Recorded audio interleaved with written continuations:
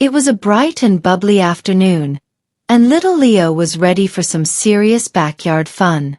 Leo, who was 5 years old, loved blowing bubbles more than almost anything else in the world. He loved watching them float, bounce, and pop in the sunshine like tiny flying rainbows. He grabbed his bubble kit, a blue bottle filled with soapy liquid, a star-shaped bubble wand, and a bright yellow straw he liked to use to blow special tiny bubbles. "Let the bubble blast begin," he shouted with a grin.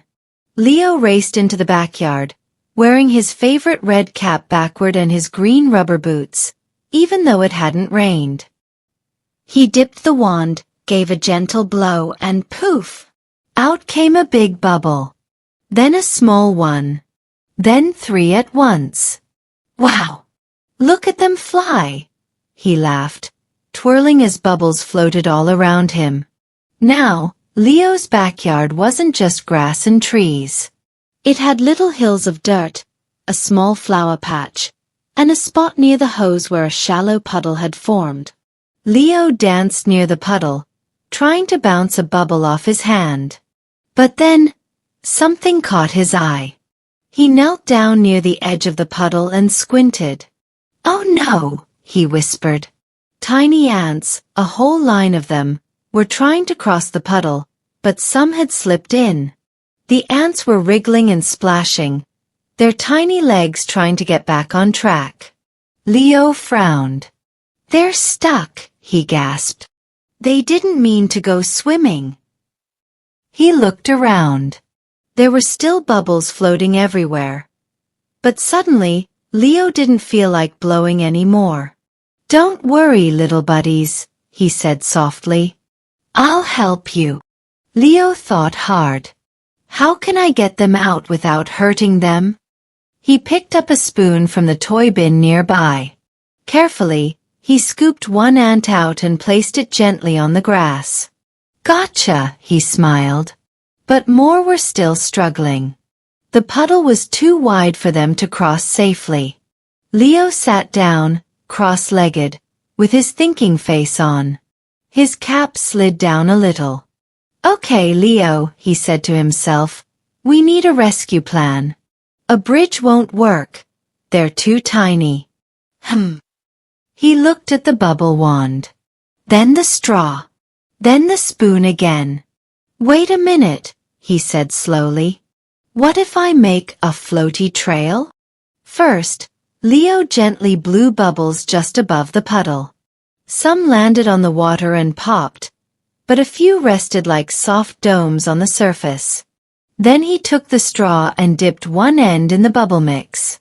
Carefully, he blew small bubble pads across the puddle, one at a time. "Bubble stepping stones," he grinned. Next, he gently lowered the spoon into the puddle again and lifted another ant, this time placing it near the first bubble.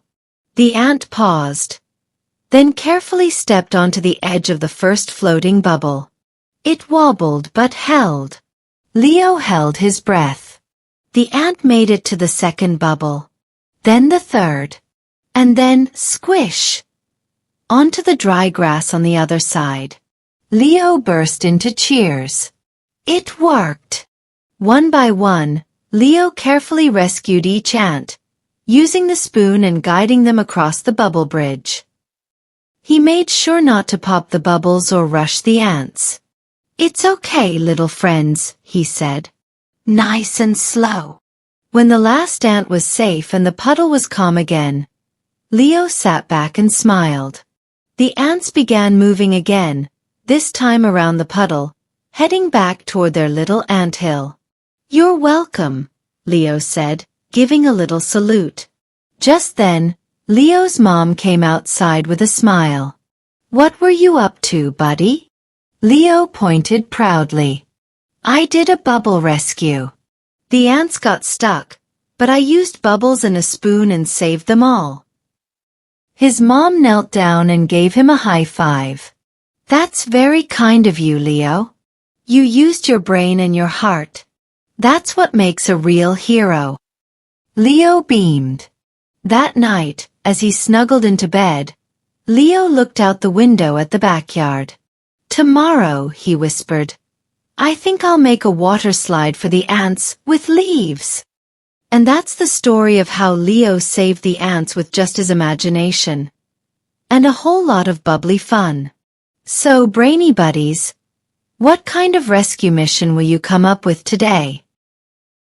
Brainy buddies!